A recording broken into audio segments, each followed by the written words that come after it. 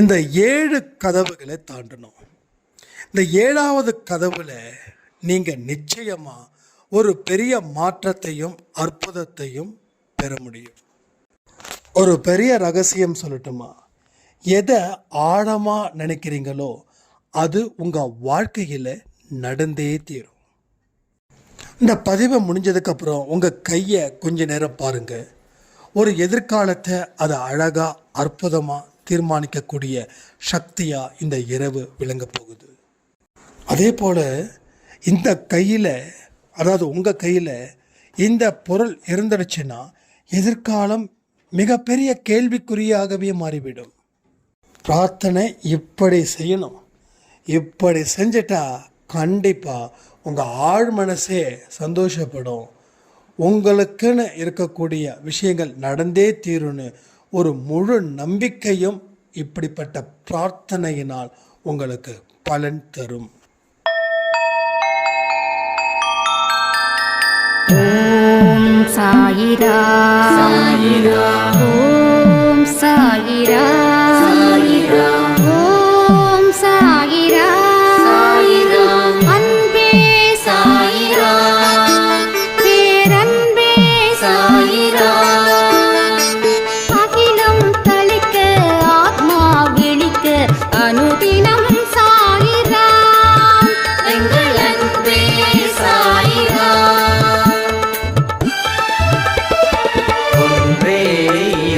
ஒன்றே பூமிக்கென்றும் சாயிரா, சரணம் சாயிரா, நன்றே செய்து வாழ்வோம், நாம் ஒன்றே செய்து வாழ்வோம், அன்பே சாயிரா.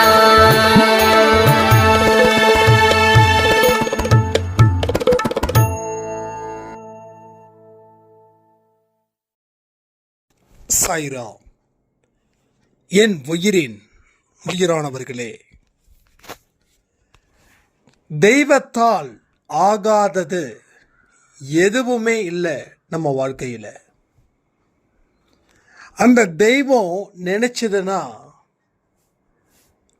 ஏழையா இருக்கிறவங்க கோடீஸ்வரனா ஆக முடியும்.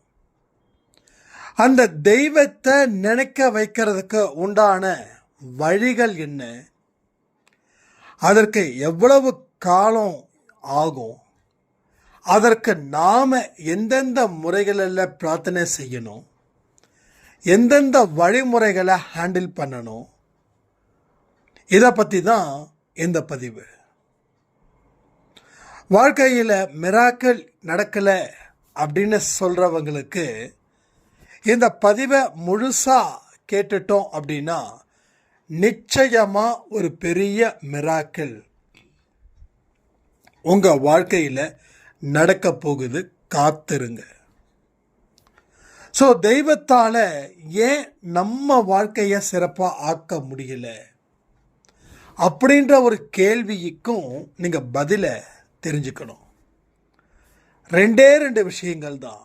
ஒன்று, நம்ம கர்மா மூலமாக வாழக்கூடிய வாழ்க்கை.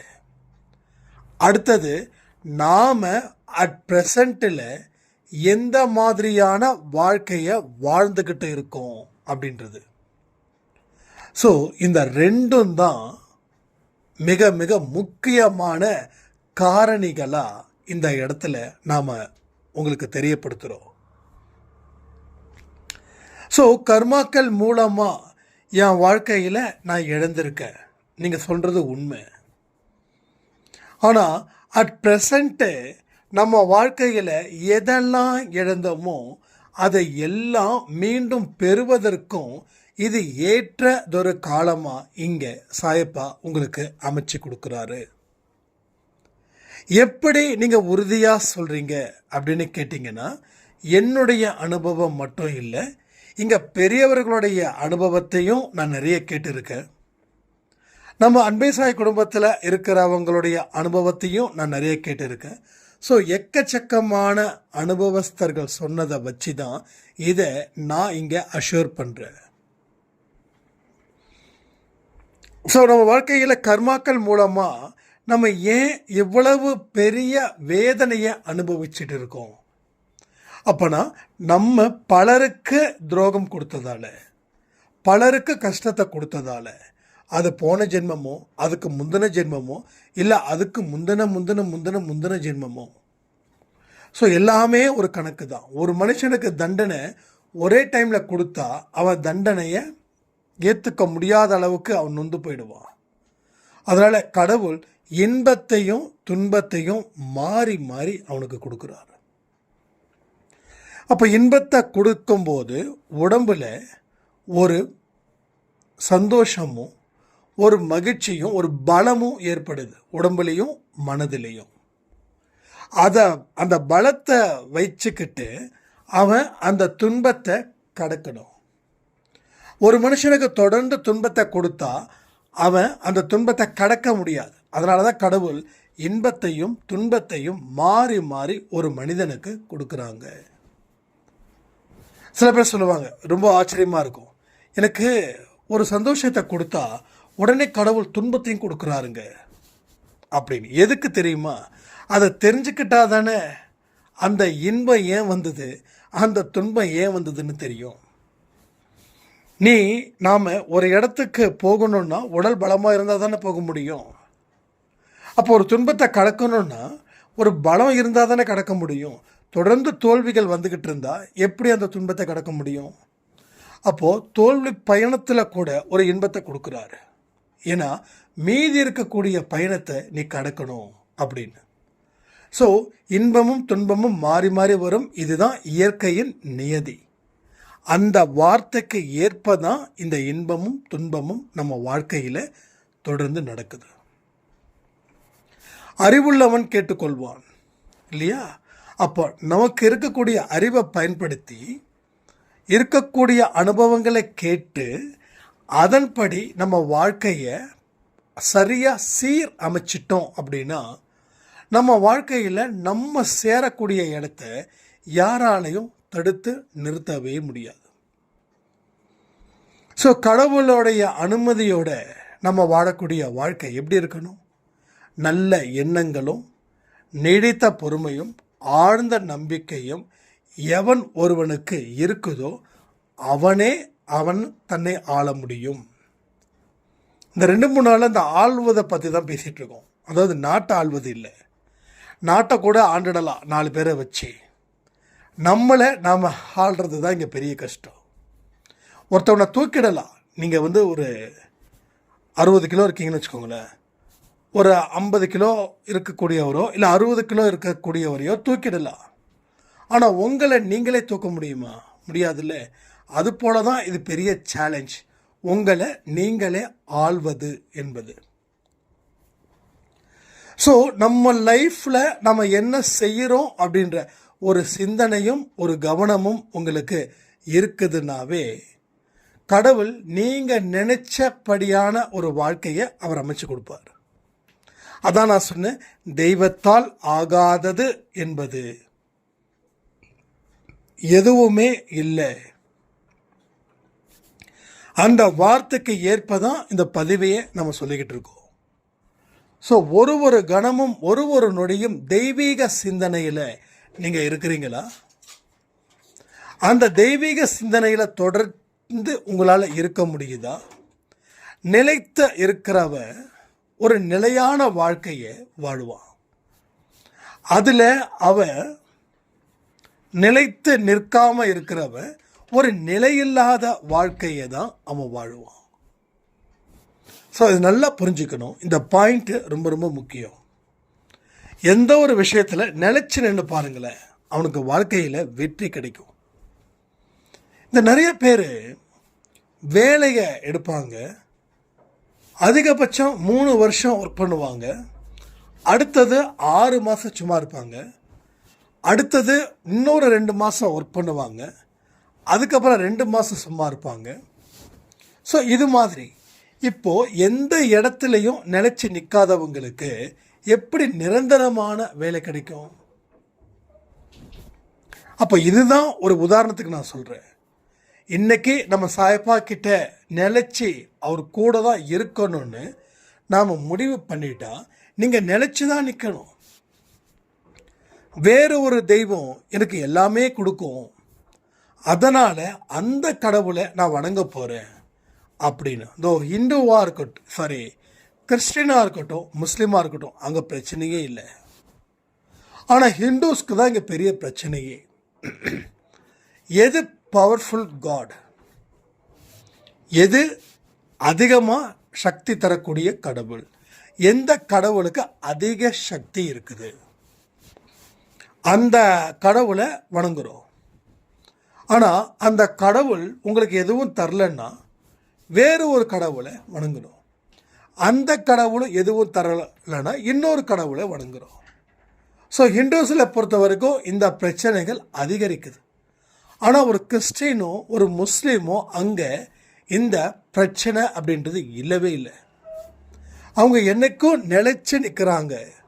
எந்த தெய்வத்தை அவங்க வணங்குறாங்களோ அதே தெய்வத்தை தொடர்ந்து வணங்குறாங்க, தொடர்ந்து துதிப்பாடுறாங்க.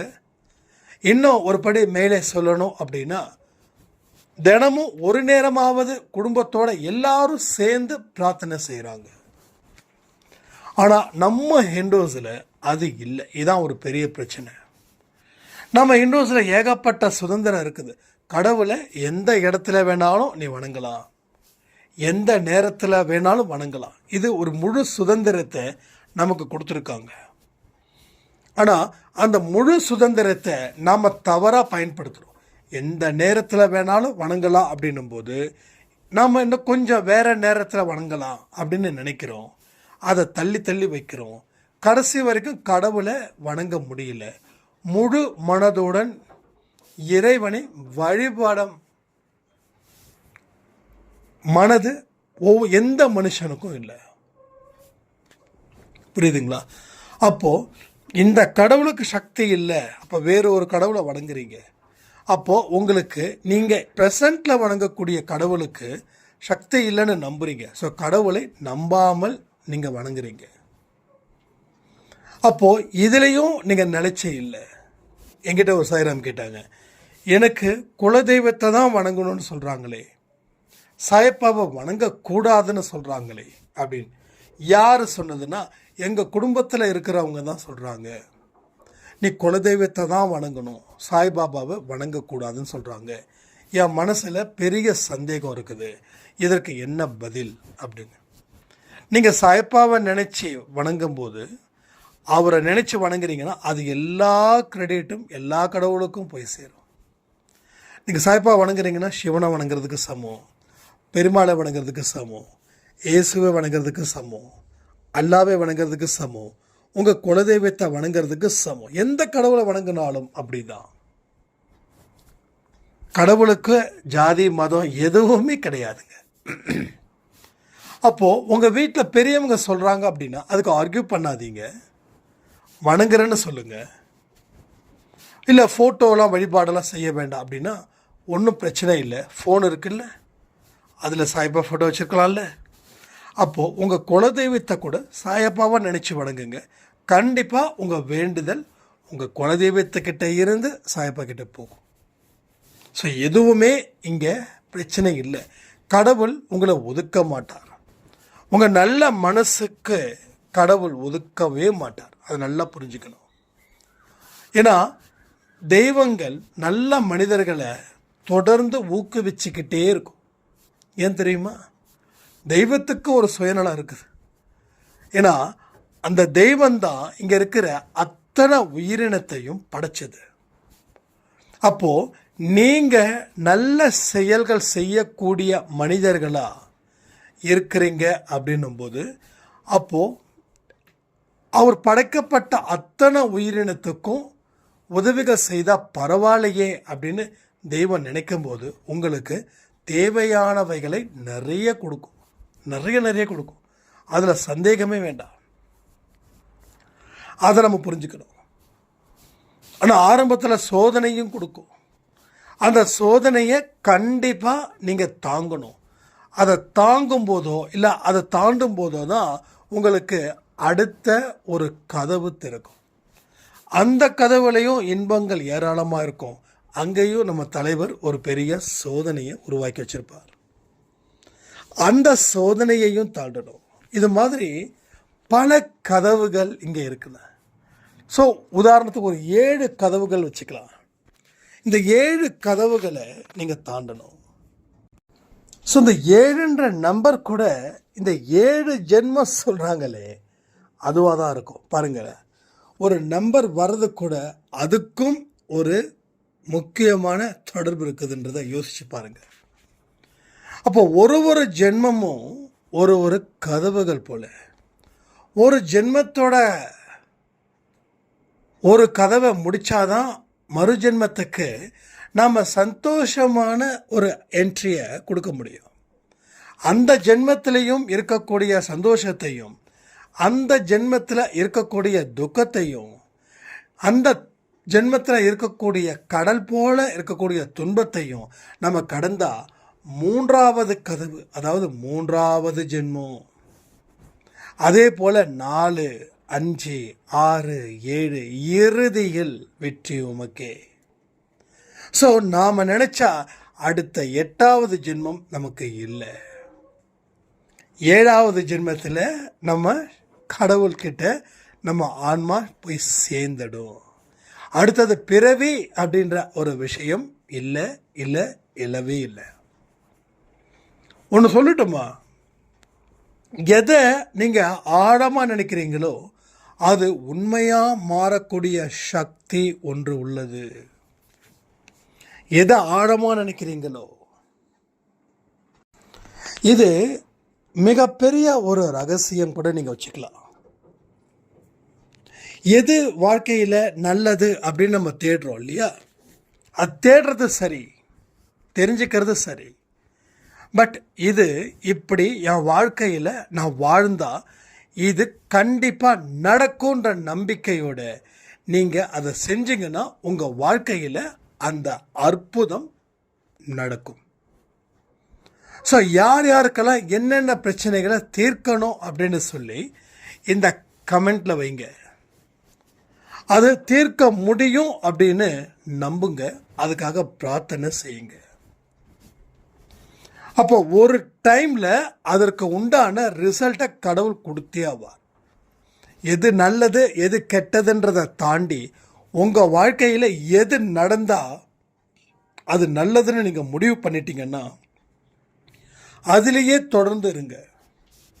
ஒருத்தவனை கெட்டதை செய்து அழித்து ஏமாற்றி நான் சந்தோஷமாக வாழுவேன் அப்படின்னு நீங்கள் சொன்னால் கூட அதுவும் நடக்கும்.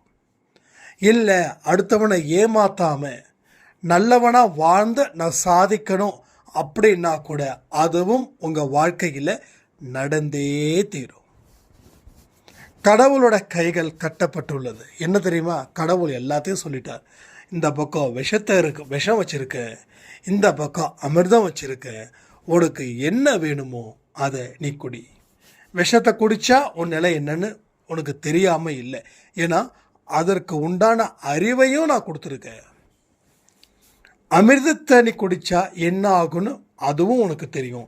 ஏன்னா இதற்கு வச்ச அறிவு தான் அதுக்கும் வச்சுருக்க.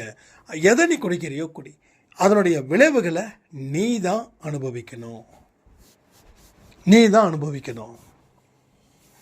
நான் உன்னோட பாவங்களை மன்னிக்கிறவன். நீ திரும்பவும் அந்த தப்புகளை செய்யலைன்னு நான் நம்புனா உன்னோட பாவங்களை நான் மன்னிக்கிறது கூட எப்படி மன்னிப்பார்? தண்டனையை ஓவராக கொடுக்காம கொஞ்சம் கொஞ்சமாக கொடுப்பார். ஓவராக கொடுத்தா பிரச்சனை. ஏன்னா நாம் உப்பு தின்னா தண்ணி குடிக்கணும்னு ஒரு பழமொழிக்கு ஏற்றது போல இங்கே நாம் செய்யக்கூடிய செயலுக்கு நாம் அதை அனுபவிச்சு தான் ஆகணும் அப்படின்ற ஒரு கட்டுப்பாடு இங்கே இருக்குது. அதை நீங்கள் சரி பண்ணாமல் எதையுமே சரி பண்ண முடியாது. ஸோ கடவுள்கிட்ட பிரச்சனைகளே இல்லாத வாழ்க்கையை வாழணும்னு கேட்டால் அவர் தரமாட்டார். நம்ம ஏமாந்துடுவோம், நம்ம வெக்ஸ் ஆகிடுவோம், மீண்டும் மீண்டும் பாவத்தை செய்வோம். ஏன் தெரியுமா, நான் ஒரு ப்ராப்ளம் இல்லாத வாழ்க்கையை கொடு அப்படின்னு சொல்லி கடவுள்கிட்ட கேட்டால் கடவுள் கொடுக்கல. அதனால் நான் விருப்பப்பட்ட வாழ்க்கையை வாழணும் அப்படின்னு ஒரு மனுஷன் நினைக்கும் போது அவன் விருப்பப்பட்ட வாழ்க்கை பாவங்கள் சம்பந்தப்பட்டதுன்னா அதை அவன் தொடர்ந்து செய்வான். அப்போது எவ்வளவு பெரிய சவால்களை வந்தாலும் அதை ஏற்றுக்கொள்ளக்கூடிய பக்குவமும் அதை எதிர்த்து போராடி வெற்றி பெற வேண்டிய ஒரு திறமையையும் பலத்தையும் நீ எனக்கு கொடு அப்படின்னு ஒரே ஒரு வார்த்தையை மட்டும் வைங்க.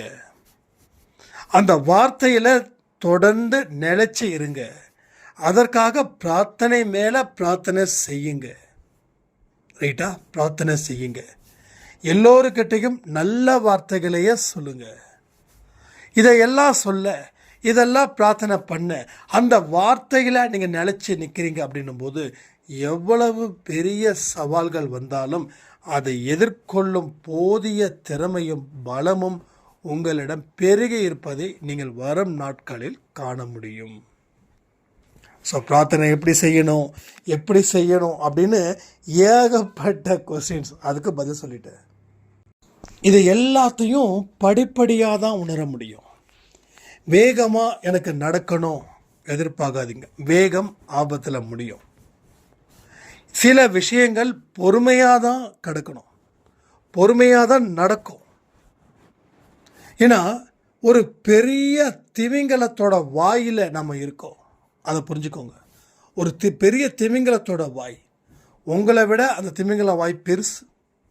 அப்போது கொஞ்சம் கொஞ்சமாக தான் நீங்கள் வர முடியும். அது எப்போ அசந்து தூங்குதோ, அது ஒரு சும்மா கற்பனைக்கு சொல்கிறேன், எப்போ அது அசந்து தூங்குதோ இது வரைக்கும் அது நம்ம சாக அடிக்கலை. நம்ம உயிரோடு தான் இருக்கோம். எல்லாமே உயிரோடு தானே இருக்கோம்.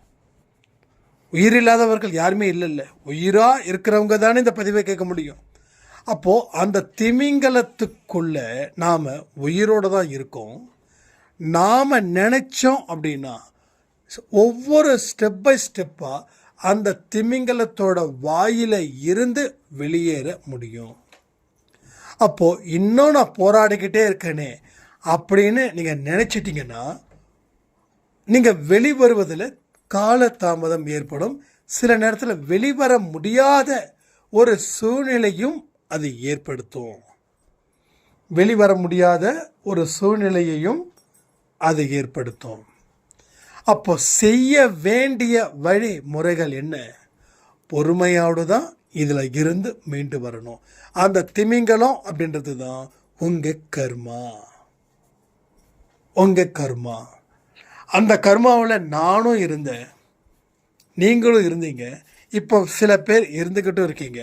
இன்னும் சில பேர் சிக்கவும் செய்வாங்க. ஓகேவா? அப்போது அதில் இருந்து மீண்டு வரணுன்ற நம்பிக்கை, அதில் மீள்வதர் சிரமம்தான், ஆனால் மீள முடியும். கஷ்டம்தான், ஆனால் மீள முடியாதுன்றது கிடையாது. சரியா? கஷ்டம்தான், கஷ்டம் இல்லைன்னு சொல்ல வரல, கஷ்டம்தான், ஆனால் முடியாதுன்றதெல்லாம் கிடையாதுல்ல. அப்போ முடியும். ஆக மொத்தம் அந்த மாதிரி உங்கள் வாழ்க்கையை நினச்சிக்கோங்க. அப்போ இது வேகமாக நடக்கிறதுக்கு வாய்ப்புகள் இருக்கா? சிலருக்கு வாய்ப்புகள் இருக்கும், சிலருக்கு வாய்ப்புகள் இருக்காது. ஆனால் ஒன்று, எவ்வளவு பெரிய திமிங்கலத்தோட பிடியில் இருந்து ஒரு மனுஷன் வெளிவரானோ அவனுடைய எதிர்காலம் சிறப்பாக இருக்கும். அது மட்டும் உண்மை. நான் மூழ்கினது பெரிய திமிங்கலம். ஒருவேளை என்னால் முடியாதுன்னு நினச்சி நான் உட்காந்துருந்தேன்னா அந்த திமிங்கலம் என்னை முழுகி இருக்கும். ஆனால் அதை கடந்து வந்ததால தான் ஒரு பெரிய வெற்றியை சாயப்பா எனக்கு இந்த அன்பே சாய் குடும்பத்தின் மூலமாக வழங்கி இருக்காருன்றதும் உண்மை இல்லையா? ஸோ அந்த கான்செப்டின் படி உங்களுடைய வாழ்க்கை பாதையை கொஞ்சம் மாற்றுங்க. உங்கள் பார்வையும் மாற்றணும், பாதையையும் மாற்றணும். பார்வை மாற்றினாதான் பாதை மாறும். பார்வை மாற்றாமல் பாதை மாறாது. அப்போ அந்த பார்வைன்றது என்ன? கண்ணில் இருந்து பார்க்கறதா? இல்லை, மனதில் இருந்து பார்ப்பது. அந்த பார்வை வேண்டும். அந்த பார்வையை அங்கே வச்சா ஒரு இருட்டு தெரியும். அந்த இருட்டில் கடக்க வெளிச்சம் மங்களாக இருக்கும். அப்போது அந்த வெளிச்சம் மங்களாக வந்த உடனே கடவுளுக்கு நன்றிகளை செலுத்த ஆரம்பிங்க. செலுத்த ஆரம்பிக்க அதில் பயணம் போக போக அந்த வெளிச்சம் இன்னும் பிரைட்டாக ஆகும். அதுக்கப்புறம் சூரியன் எந்த அளவுக்கு வெளிச்சத்தை கொடுக்குதோ அந்த வெளிச்சத்தை உங்களுக்கு கடவுள் கொடுப்பாரு. இது உண்மையிலே நடந்தே தீரும். நடக்காததை எதுவுமே பேசலை. அப்போது slow and study is always better in your life. So அந்த கான்செப்டில் தான் நான் இங்கே பேசிக்கிட்டு இருக்கேன். சரிங்களா? இல்லை யாருக்காவது என்ன சந்தேகங்கள் வந்தாலும் நீங்கள் கேள்விகளை என்கிட்ட தாராளமாக கேட்கலாம். கமெண்ட்டே கேளுங்க. ஒவ்வொரு பதிவுகளும் அந்த கேள்விக்கு உண்டான பதில்களை நம்ம கொடுக்க முயற்சிகள் பண்ணுறோம். ஸோ இங்கே யாருமே வெறும் கையோடு போகிறதே இல்லை. ஏன் வெறும் கையோடு போகிறது இல்லைன்னா, நீங்கள் வரும்போது வெற்று கையாக வரணும். எதுவுமே எடுக்காமல் வந்தால் தான் இங்கேருந்து போகும்போது நிறைய எடுத்துகிட்டு போக முடியும். அப்போ என்ன எடுத்துகிட்டு வரக்கூடாதுன்னு ஒரு கேள்வி இருக்கும் இல்லையா? கோபம், பொறாமை, ஆணவம், அகங்காரம், திமிரு, அது இது எல்லாமே எடுத்துகிட்டு வரக்கூடாது சாயப்பா முன்னாடி. ஸோ சாயப்பா முன்னாடி இதெல்லாம் எடுத்துகிட்டு வந்துட்டிங்கன்னா நீங்கள் எடுத்துகிட்டு போக முடியாது. ஏன்னா கையில் ஒரு பொருள் இருக்கும்போது அதை இறக்கி வச்சாதானே இன்னொருத்தவங்க அந்த பொருளை கொடுக்கும்போது அதை எடுத்துகிட்டு போக முடியும். வெறும் கையுடன் வா அப்படின்ற வார்த்தைக்கு அர்த்தம் இவைகள் தான். ஸோ எதெல்லாம் தீய சிந்தனைகளை ஏற்படுத்துதோ அதை முழுசாக ஓரம் கட்டி வையே. உனக்கும் அதுக்கும் சம்மந்தம் இல்லை அப்படின்னு சொல்லி ஒரு எண்ணத்தை, ஒரு நம்பிக்கையை ஏற்படுத்து. அதற்கு அப்புறமா நான் தருவதை வாங்கி செல். இவ்வளோதான். அதனால தான் நிறைய பேர் என்ன சொல்கிறாங்கன்னா, நான் அந்த மாதிரி தான் பண்ணுறேன், ஆனால் இது வரைக்கும் கடவுள் எனக்கு எதுவும் கொடுக்கலன்னா, நம்ம நிறைய விஷயங்களை பற்று அப்படின்ற விஷயத்தை கையில் வச்சுருக்கோம். அதற்கு தலைக்கவசம் இருக்கிறது போல தீராத ஆசை, இதெல்லாம் அதுக்கு எக்ஸ்ட்ராவாக ஒவ்வொரு கையிலையும் அந்த பலத்தை, அந்த வச்சிருக்கிற பொருளை சுமக்க முடியாத அளவுக்கு சுமந்துக்கிட்டு இருக்கிறதால கடவுள் கொடுக்கறத ஏற்றுக்கொள்ள முடியவில்லை. ஸோ உங்கள் கைகளில் இருப்பதை கவனியுங்க. அந்த கவனிக்கிற விதத்தில் தான் உங்கள் வாழ்க்கையில் நீங்கள் பெறப்போவதும் உறுதியளிக்கப்படும். ஸோ உங்கள் கையை கூட நல்லா டீப்பாக பாருங்களேன். உங்கள் எதிர்காலம் எப்படி இருக்குதுன்றதை கவனிக்கலாம். ஸோ உங்கள் கையில் இந்த பொருள் இருந்துச்சுன்னா உங்கள் எதிர்காலம் சிறப்பாக இருக்காது. ஸோ ஒரு புரிதலோட ஒரு விஷயத்தை நீங்கள் தேடுங்க. அந்த தேடுதலில் நிலைச்சி நில்லுங்க. உங்களுக்கு கிடைக்க வேண்டிய அத்தனை விஷயங்களும் உங்கள் வாழ்க்கையில் நிச்சயமாக கிடைக்கும். நீங்கள் நம்பினாதான் கிடைக்கும் அப்படின்னு சொல்ல மாட்டேன். ஒரு புரிதலோட ஒரு தேடுதலை தேடும்போது அதற்கு உண்டான பலனை நிச்சயமாக நாம் அனுபவிக்க முடியும். எந்த வேலை செஞ்சாலும் அதற்குரிய பலன்களை நிச்சயமாக நீங்கள் பெறுவீங்க. அதனால் பலனை பார்த்து செயலில் கோட்டை விடக்கூடாது. நிறைய மனுஷங்க என்ன பண்ணுறாங்க, அதை தான் பண்ணுறாங்க. பலனை எதிர்பார்த்து செயலில் முழுசாக கோட்டை விடுறாங்க. கோட்டை விட்டது எல்லாமே விட்டதாக போயிடுது. அதான் நான் சொல்கிறேன், ஒரு புரிதலோட கூடிய விஷயங்கள் தான். எல்லாத்துக்குமே புரிதல் வேணும். எல்லாத்துக்கும். உங்கள் வீட்டில் ஒரு நாயை வளர்த்தா கூட அந்த நாய்க்கும் உங்களுக்கும் ஒரு புரிதல் இருந்தால் மட்டும்தான் அந்த நாய் கூட உங்களுக்கு அன்பானதாக, உங்கள் அன்புக்கு கட்டுப்பட்டதாக இருக்கும். இல்லைன்னா அது உங்களை பார்த்தே குலைக்கும். எல்லா உயிரினத்துக்கும் அப்படிதான். எல்லா உயிரினத்துக்கும் துரத்துற நாயை கூட அதுக்கிட்ட நீங்கள் புரிய வச்சிட்டிங்கன்னா அது துரத்தாது. இப்போ சமீபத்தில் எங்கேயோ ஒரு இடத்துக்கு போகும்போது ஒரு நாய் அப்படி 4 கால் பாய்ச்சலில் வந்தது. வந்த உடனே நான் அதுக்கிட்ட பேசின உடனே அந்த நாய் வாலாட்டிட்டு போகுது. ஸோ அதை திடமாக நம்ம நம்பணும். நம்ம அதுக்கு புரிய வைக்கிறோம் அப்படின்றத நாம் திடமாக நம்புகிறோம். நம்பி அதை செய்யும்போது அதற்குரிய பலனை நம்ம பெற முடியும். ஏனோ தானோன்னு செய்யக்கூடிய எந்த விஷயத்தையும் உங்களால் வெற்றிகரமான ஒரு வழியில் அதை கொண்டு வரவே முடியாது. எதுவாக இருக்கட்டும், என்னவாக கூட இருக்கட்டும், ஒரு சாதாரண விஷயத்தை கூட ஏனோ தானோ செஞ்சிங்கன்னா அந்த சாதாரண வெற்றியை கூட நீங்கள் பெறவே முடியாது. ஆனால் ஒரு மிகப்பெரிய ஒரு கஷ்டமான ஒரு விஷயத்தை கூட முழு கவனத்தோட, மன நிறைவோட, முழு நம்பிக்கையோட செய்யும்போது அந்த வெற்றி உங்களுக்கு சாத்தியப்படும். உங்கள் வாழ்க்கையில் எத்தனையோ பிரச்சனைகள் இருக்கலாம். கணவரால் பிரச்சனை வரலாம், மனைவியால் பிரச்சனை வரலாம், நண்பர்களால் பிரச்சனைகள் வரலாம், குழந்தைகளால் பிரச்சனை வரலாம். இங்கே என்ன தேவைன்னா ஒரு பெட்டர் அண்டர்ஸ்டாண்டிங். பட் பிரார்த்தனையும் இருக்கணும். ஸோ பிரார்த்தனையும் இருக்கணும். இப்போ உங்கள் கணவர் குடிக்கிறார் அப்படின்னா உங்கள் வீட்டில் நீங்களோ இல்லை உங்கள் மாமனாரோ மாமியாரோ இல்லை அம்மாவோ அப்பாவோ இல்லை மகனோ மகளோ யார் இருக்கீங்களோ இன்னும் ஒருத்தவங்க எக்ஸ்ட்ரா சேர்த்துக்கோங்க. ஒரே நேரத்தில் பிரார்த்தனை செய்யுங்க. உங்கள் கூட செய்கிறவங்களுக்கும் அந்த நம்பிக்கை ஓரளவுக்கு இருந்ததுன்னா போதும். ஜஸ்ட் அவங்க ஒரு சப்போர்ட்டிங் இருந்தால் போதும். ஏன்னா நீங்கள் தான் இதில் ஹீரோ. பட் உங்களுடைய அதே நம்பிக்கை அவங்கக்கிட்ட இருக்கணும் அப்படின்னு எதிர்பார்க்க வேண்டாம். இல்லை அப்படின்னா அவங்க மேலே பாய வேண்டாம். நிறைய பேர் என்ன ஆகுதுன்னா, இவ்வளவு பெரிய பிரச்சனைகளை அன்பே சாயில் சொல்லியிருக்காங்க, நீயும் சேர்ந்து பிரார்த்தனை பண்ணுன்னு, நீ நம்பிக்கை இல்லாமல் இருக்கிறியே, உனக்கெல்லாம் நல்லது நடக்கணும்னு தோணலையான்னு அந்த இடத்துல யாரும் எரிமலை போல வெடிக்கக்கூடாது. உங்களுக்கு நம்பிக்கை இருக்குதா, கூட ஒரு சப்போர்ட்டிங், அவ்வளோதான். அவங்க நம்புகிறாங்க நம்பலை, அவங்க கைகளை கோர்த்து பிரார்த்தனை பண்ணுங்கள். ஒரே நேரமாக பிரார்த்தனை பண்ணுங்கள். சில நேரத்தில் டைம் மாறினா ப்ராப்ளம் இல்லை. ஆனால் முடிஞ்ச அளவுக்கு ஒரே மாதிரியான பிரார்த்தனை. உங்கள் கைகளும் இன்னொரு கைகளோட இணையட்டும். அதுக்கப்புறம் பாருங்கள், அந்த ரிசல்ட்டு வேறு லெவலில் இருக்கும்.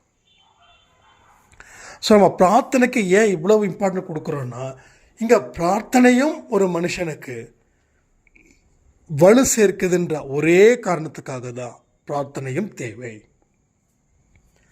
நாம் இத்தனை நாள் செய்த பிரார்த்தனைகள் நான் குறை சொல்லலை, ஆனால் நீங்கள் புரியாமல் செஞ்ச பிரார்த்தனைகள் தான். கடனை அடைக்கணும் அப்படின்னா கடவுள்கிட்ட முறையிடுறீங்க. அப்போ கடவுள்கிட்ட முறையிட்டால் கடனை தீர்த்துடுவாரா? அப்போ பிரார்த்தனை எப்படி இருக்கணும்? எனக்கு நல்ல தொழிலை கொடு, இல்லை நல்ல வேலையை கொடுன்னு அங்கே தான் பிரார்த்தனை நிற்கணும். அடுத்தது அதை கொடுப்பார். அதை கொடுக்கறதுக்கு ஒரு தேடுதலை எனக்கு கொடு. நான் தேடுறதை கண்டடைக்கணும். நான் எதை தேடுறேனோ அதை கண்டுபிடிக்கணும் அப்படின்னு. பாயிண்ட் நம்பர் 1 இங்கே ஸ்டார்ட் பண்ணணும். இந்த இடத்துல கடனை பற்றி பேசக்கூடாது. இந்த இடத்துல என்ன, ஒரு வியாபாரமோ ஒரு வேலையோ ஒரு வருமானத்தை ஏற்படுத்தும். அந்த வருமானத்தை வச்சு தான் கடன் அடைக்கணும். இப்போது உங்களுக்கு வேலை கிடைச்சிருச்சு இல்லையா? அடுத்தது வருமானம்.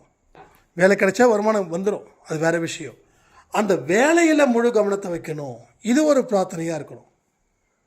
நான் எதிர்பார்த்த சம்பளத்தை நீங்கள் கொடுக்கணும், நான் வருமானத்தை அதிகரித்தாதான் நான் எல்லாத்தையும் சமாளிக்க முடியும் அப்படின்னு கேட்கணும். அதுக்கப்புறம் வருமானம் ஒரு லெவலில் அதிகரிக்கும். அதிகரிக்கப்பட்ட வருமானம் கடனை அடைக்கவும் வாழ்க்கையில் அடுத்த கட்டத்துக்கு முன்னேறி போவதற்கும் ஒரு இடத்த அது கொடுக்கும். ஸோ இப்படிப்பட்ட ஒரு சூழ்நிலையை நாம் உருவாக்கணும். நான் சூழ்நிலை கைதியாயிட்டேன்னு சொல்கிறீங்களே, நீங்கள் யாரும் கைதியாக இருக்கலை.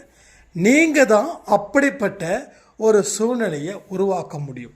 இந்த பதிவை நான் சொல்லிக்கிட்டே இருக்கேனே, இதில் எங்கேயாவது நம்ப முடியாத விஷயத்த நான் சொல்லியிருக்கேனா அப்படின்றத உங்கள் ஆழ் மனசில் கேட்டு பாருங்கள். அந்த ஆழ் மனசு கண்டிப்பாக நிச்சயமாக நல்ல ஒரு தெளிவான ஒரு அற்புதமான ஒரு பதிலை அது 100% சொல்லியே தீரும். ஏன்னா அந்த ஆழ் மனசில் நீங்கள் எத்தனை வருஷமாக வந்தீங்களோ அந்த பூமிக்கு, அத்தனை வருஷத்துக்கு உண்டான அத்தனை விஷயங்களையும் அதை அள்ளி வச்சிருக்கோம். அது உங்களுக்கு தேவையான விஷயத்தை அது போதிக்கும். உங்களுடைய ஆழ் மனசே உங்களை ஆசிரியராக மாற்றணும். உங்கள் ஆசிரியரே அதான் இருக்கணும். அதாவது மைனஸை ப்ளஸ்ஸாக ஆக்கணும். எனக்கு மைனஸ்ஸு அப்படின்னு விட்டுட்டிங்கன்னா அது லாஸ்ட்டாக போயிடும். ஒரே ஒரு கோடை எடுத்துட்டா ப்ளஸ், அவ்வளோதான். இப்போ எதெல்லாம் பலகீனமாக இருக்குதோ அது எல்லாம் பலமாக மாறும். எதெல்லாம் பலமாக இருக்குதோ அது 2 மடங்கு பலத்தை கொடுக்கும். அது பெருக்கல் குறி. இது கூட்டல் குறி, அவ்வளோதான். பட் எந்த குறி வச்சுருக்கோமோ அந்த குறியோட ரிசல்ட் அது ப்ளஸ்ஸாக இருக்கணும், இல்லை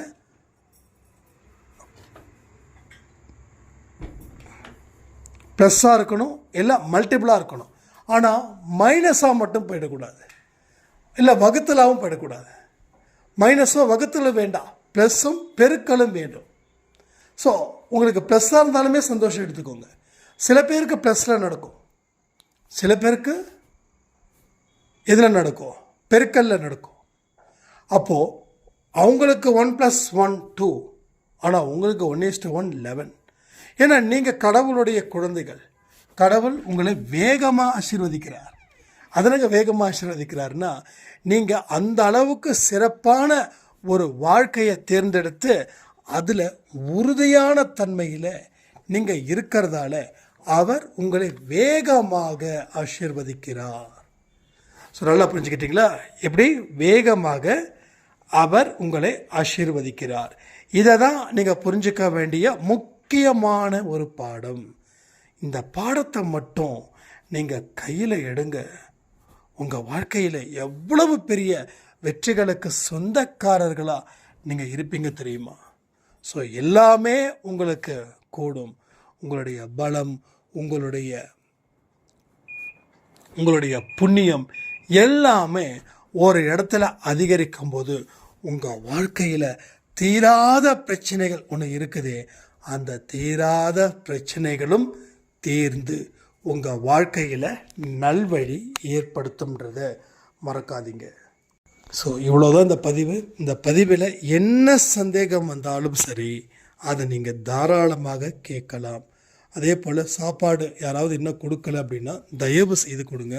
ஐ திங்க் 60 பேர் பக்கம்தான் இங்கே ஒட்டுமொத்தமாக இது வரைக்கும் கொடுத்துருக்கீங்க. நம்ம அன்பே சாய் குடும்பத்தில் 60 பேர் அப்படின்றது ஒரு ஒரு ஒரு ஆவரேஜ் கூட இல்லை.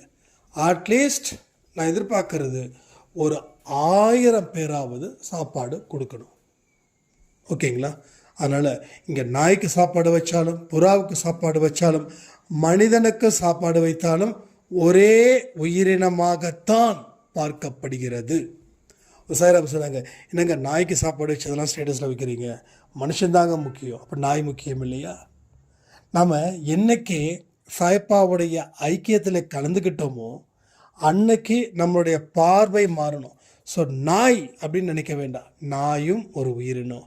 நம்மளும் அந்த உயிரினத்தில் பிறந்து தான் இன்றைக்கி மனித பிறவியை எடுத்துருக்கோன்றதை மறக்காதீங்க. ஏன்னா எல்லா உயிரினத்திலையும் நம்ம வாழ்ந்து தான் இருக்கோம். நம்ம படிப்படியாக ஒரு ஜென்மத்தை கடந்து இப்போ இறுதியில் மனித ஜென்மத்தை எடுத்திருக்கிறோம். இந்த மனித ஜென்மத்தில் தொடர்ந்து நீங்கள் நிலைச்சி இருக்க அடுத்த 7 ஜென்மங்களுக்கு அப்புறம் எந்த ஜென்மமும் உங்களுக்கு இருக்காது. ஸோ அதனால் இந்த பதிவை சாதாரணமாக நினைக்காம இன்னும் கொஞ்சம் மைண்டை ஃப்ரீ பண்ணிக்கிட்டு கொஞ்சம் ஆர்வத்தோடு கேளுங்க. நான் சீரியஸாக கேளுங்கன்னு சொல்ல மாட்டேன், ஏன்னா இது சீரியஸ் கிடையாது. ஆர்வமாக கேட்கணும். அப்போ தான் அதே ஆர்வத்தோடு நம்ம வாழ முடியுன்றதை புரிஞ்சுக்கோங்க.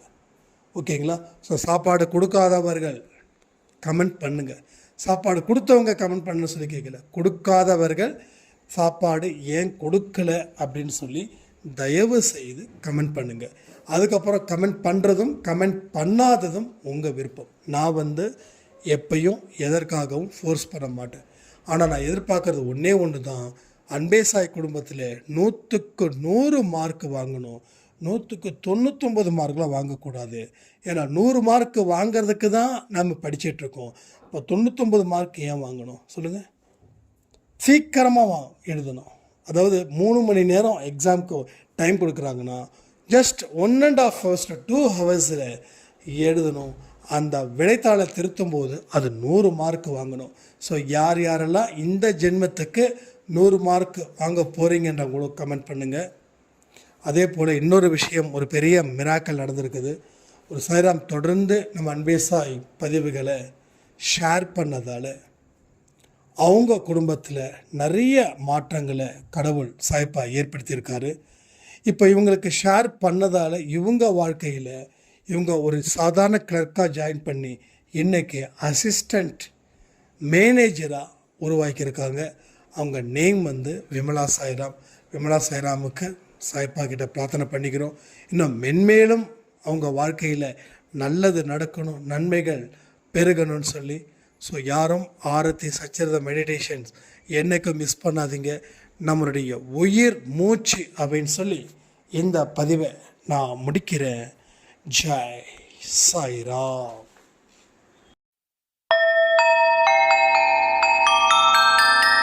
ஓம் சாயிரா சாயிரா ஓம் சாயிரா சாயிரா